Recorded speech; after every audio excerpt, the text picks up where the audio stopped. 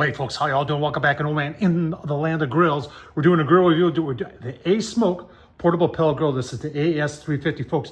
I'm really excited about this. We're gonna go through, we're gonna show you everything on the inside, how it works. We're gonna go online, we're gonna show you how much it costs. And then you know what? We're gonna do a burn-in too, see how accurate it is. Gonna be a good one. Let's get started. All right, so full disclosure here, ASMOKE did send this to me. If you watched my channel before, you know I have reviewed a lot of portable pellet grills. In fact, I was trying to go through in my head the other day how many I actually have over the years, and the number is probably 6 or 7 different types. Now, on the ASMOKE side, I had their original AS300. I no longer have that. It did work just fine. I did the upgrades on it when they came up with this bigger hood on there. And then they came out with the AS350 prototype, which I also had. And I did some reviews on it, and people said, hey, Tom, you know, that's not what they're selling these days. It's a little bit different. So the prototype is gone, and now they've sent me an actual production model, and they're right. There are some differences here. So, and that's what, I tell you what, let's look at it online first, and then we're going to show you how this thing works. All right, so here it is online on ASMOKE, and I'll leave the link to ASMOKE's site here. But they currently got it on sale for $380. And there are some accessories here. I'm going to show you a different griddle here that's not quite that expensive. But they have their pellets. They're really known for their applewood pellets are actually very good. And I actually have some of those. But other pellets will work too. They've got a cover for this thing, $36. They used to have a table too. Let me see if I can find it. They have a table for this thing that folds up, $120. I've got this stainless steel one that I use here in the garage that I think I got for $60 or even less than that. But they're out there. This will fit on other stuff too. Just, I really wouldn't want to put it on anything that was plastic or wood. Just afraid of the heat. All right, let's start by taking a look at the outside of the grill. First thing, the controller. Controller is a PID controller. I'm going to show you that big display on this controller. Really, really nice. It has a high range up to, I think 500, and smoke is, I believe, 180 on this grill. So a good range of temperature. Can you sear on this? Yes. If you're wondering what this thing is down here, and we'll take a closer look on the inside too. This is something nobody else has. So, and when we look at the burn pot, we'll show you. This is where your ash falls into. And this little tray there that you're supposed to put like juice or something like that, and you can get some steam action going up through the grill. I don't know of any other pellet grill manufacturer that has that. We got some nice latches on here. The hood, we'll measure the hood for you. Look at a grease tray on there. Now, one of the things I like about this grill is the fact that they have this wide mouth for the grease, so no debris or anything gets caught up there in the nice big tray. Hinges on the back. It is vented out the back. Here's one of the things I like for portability is the cord totally comes off. So like if you're putting this, like if you have a camper, you're putting it in one of the side boxes, you don't have to worry about the cord getting caught on something. You also make sure you don't lose the cord. So when the grill's all cooled down, I'll store it on the inside of the grill once it's all cooled down. Well, let's open her up and take a look at the inside. So let's take a look at the inside. You notice we've got that brace there that helps hold everything up when you've got the lid up. I like that. I also like to put some felt on here, and that helps to lock the heat in and the smoke in. You've got your hopper right here. That is a 4-pound pellet hopper right there. Your augers down there. This thing is 49 pounds. I just call it 50. It's a 50-pound pellet grill without the pellets in there. So, you know, as far as portability, it's okay. No handles though, but you can put your hands right underneath. That's how I carry this, and there's nothing sharp underneath there. So it's easy enough to carry around. We'll get into this. You've got your porcelain coated enamel upper shelf, bottom shelf. Let's measure it just for right. So they're calling it 256 square inches, and front to back is 13, side to side, as you can see, is 14. Your upper is 13 by 5. Now on the other model I had, their demo model, this actually came out further, and I like that. It'd be nice if this came out to about right here, and then you could use it a little bit more. But people are gonna say, but Tom, the depth, and you're right. You've got 6.5 inches. That's how, from the bottom here to the back of your lid. So 6.5 inches. You can get a small pork butt on here, a small one. So they include one probe, and it's got this hanger in here, so you can put it on the grill grate and tell you what your temp is, which kind of confuses me because there is a temp probe in here and it's behind here. So I don't know why you would need two, but that, in my opinion, that's for the internal temp of meat. All right, so on these smaller pellet grills, you really don't have a flame tamer. On the bigger ones, you have a flame tamer right above the fire pot, and then you have your grease tray above that. So these smaller ones, there just isn't enough room for them, and it's true for all the models out there. So this is their grease tray / flame tamer. It has this right here that'll let the flame come up if you want to do some direct grilling. Not a huge fan of this. In fact, if I did low and slow on here, because of the way this is, it'll catch the grease. And I know their instructions say not to put aluminum foil on there, but what I would do is if I'm doing low and slow, I'll put one piece just above this and then another whole piece.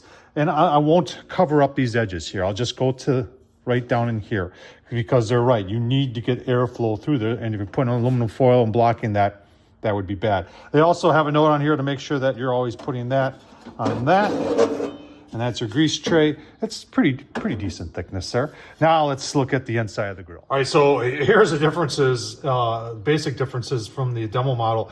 And this is your fire pot. I've never seen a fire pot quite like this before. And you see all those bars down below. So the bottom of the fire pot is not solid. So what they're doing here, they've got some crisscross ones here, and then they've got these like this, and then your auger that brings the pellets from the pellet hopper is right there. And the theory is that as the pellets burn in ash, they fall through into, and what we showed you before was into there. A pretty cool concept. And they're also saying that if you don't use their pellets, then you have to put this little device in there. And I think you put that in there, and I think the issue is with there's so many different brands out there and different thicknesses of pellets that if you're using a brand where it's a little bit thinner, they can fall through without even burning. But you know, I like the fact that they've thought of that and have given you this little thing here that comes, and that's stainless steel too. And like I said, you can use other brand of pellets. They're not saying you can't. It's just that if you do, you got to put this in.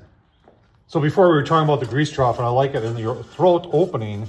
That's a wide throat opening, so you don't have to worry about any debris getting in there, and it's nice and steep. So it gets, I always tell you this, folks, the key with any good pellet grill, because we do a lot of low and slow on pellet grills, is to get the grease out.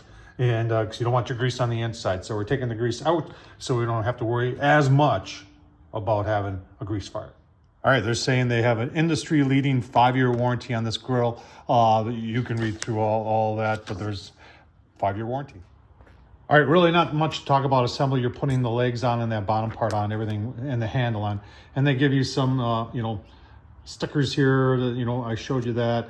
And make sure if you're using a broil thing to always make sure you're not covering with foil. Don't overload. That's true with any grill. And then if you're going to be using the broil feature, to make sure that you're always there in monitor. They give you this, which just made me laugh. It's kind of like, hurry up, let me out. And all these directions in there. It talks about firing it up for the first time, just turning it on with the pellets in there, and wait until you get pellets in the auger, turn it off, and then do it again. We showed you that in the past on other grills. Same thing here. Talks about the cord, and all good stuff to have. All right, I said I would talk about how you can cast iron sear in here. So I've got two of these. So one that I've never used, so I can show people like you. But this is from Grill Pro, and I got this on Amazon, but it fits perfectly in there. And it's got a rib side and a flat side. And you just put that on, and you can get it 500 degrees hot, if not more. And you can see here it is on Amazon for 28 bucks. Grill Pro Universal Cast Iron Griddle. One size is labeled. It's this size. Keep on going. I just turned it on for the first time. We've got the ASMOKE pellets in there. And people are going to say, 4 pounds doesn't sound like a lot when it comes to a pellet hopper, but you got to remember, these are smaller pellet grills, so your pellet consumption isn't going to be that much. You got the Pro port plugged in, and 53 and 53, and you can see the big display I was talking about. And they actually have these little things there that you can tell that the auger is on and the hot rod's on, so all good stuff there. And what we're going to do is we're just going to wait till we get pellets in the burn pot there. Then we're going to turn this off and turn it back on, get fire. So I just want to show you here that you can see everything down there. That thing on the bottom there, that's your hot rod. And then there is a prime button on here. You press the prime button and you can hurry up the auger a little bit. You can also use that to give an extra burst of pellets to the hopper there and get a little extra flame. So we'll keep on going. I'll show you the first time we get pellets in the burn pot. So it doesn't take long. That wasn't more than a couple minutes. And as you can see, we got pellets dropping in. And that gives you a better idea too. You can take a look at those bars down there, which is actually kind of cool. All right, first fire probably took about 7-8 minutes to get to the first fire. So first fire is in there. We're gonna do a burn in. Well, you're gonna say, why do we do a burn in? You get any grease or oil burnt out of here. You don't wanna be cooking on that. And we're gonna get this going, put everything back in here, set it to 350, give you a couple look-sees. I know I said I was gonna do a biscuit test, but I'm not hungry for biscuits. So I'm just gonna put my pucks in here and measure the temperature at 350 and see how consistent it is on the grill. Just set it 350, you can see we're at 100 already. NOP means I took the probe out, no probe. You can see the auger's on, fan is on, hot rod is off. And you'll see this bar here will get with different colors as it gets warmer and warmer, which is kind of cool. All right, we've been going about 30 minutes here, 350, 353. One thing, most of these pellet grills, small pellet grills, overshoot for some reason when you first put them on. This one overshot by at least 50 degrees. It was 402, 405, caught itself, and within 10 minutes, it was back down around the 350 mark. So let's take a look at our pucks. I got a little light rain falling here. These open here, should have done that prior, but let's see our pucks here, see what our temps are. 300, 300, 300, 275. So we're saying 350 and we're reading 300. So I actually put the temp probe in there just to double check. And I showed you where that probe, the 367 is reading. It's going to read in an area that's probably going to be a little bit hotter. But the temp probe is reading 345, pretty close to that 350 set. Let's just take a look at everything else in there. All right, so still getting 300s, 325, 300, top shelf 300. Pretty consistent temps. Just you know, a little inaccuracy there between the pucks and what the temp probe is saying. I've got them all over the place here. But what I wanted to see was there really any hot spots, you know, where you don't want to be cooking on this grill? And it, you know, right here in the back right corner, about 25 degrees higher. Everything else is reading pretty much 300 degrees. So give you my final thoughts here. I know everybody's going to want to, before we talk about the final thoughts here, how the ash worked. And you can see how it does fall through. Let's see what's in the actual ash pan itself. Yeah. Come on, Tom. Gotta lift up on it. So yeah, look at that. So the ash does fall down, goes into that one too. So that's pretty impressive. I'm impressed with that. I'm gonna empty that out too. But let's talk final thoughts. All right, final thoughts on the ASMOKE AS350. Hey, you know, there's a lot of unique things going on with this grill. Nobody else has got like an ash management system like that, and then the ability to add moisture to it like that. I like that. I like 6.5 inches. The fact that it kept it square so you can use as much room in there. That burn pot, nobody else has got a burn pot like that, and it lets the ash go through. So very unique things going on with this grill. I like the grease trough here. I don't really care for that. But you know what, everything else seems to be good. 4-pound hopper, that was a little over an hour at 350. You used about half of it. You know, if you're doing low and slow, obviously it's going to go a lot longer. Controller's pretty cool, although, you know, temps were off, but they were consistent. So as long as you know that, hey, I set it at 350, it's probably going to be 300, but it's consistent throughout. That's something you can adjust on your own. So all in all, folks, the build quality is good. Nice grill. Tom Horsman YouTube, thumbs up. Tell me what you think of it. Take care, folks.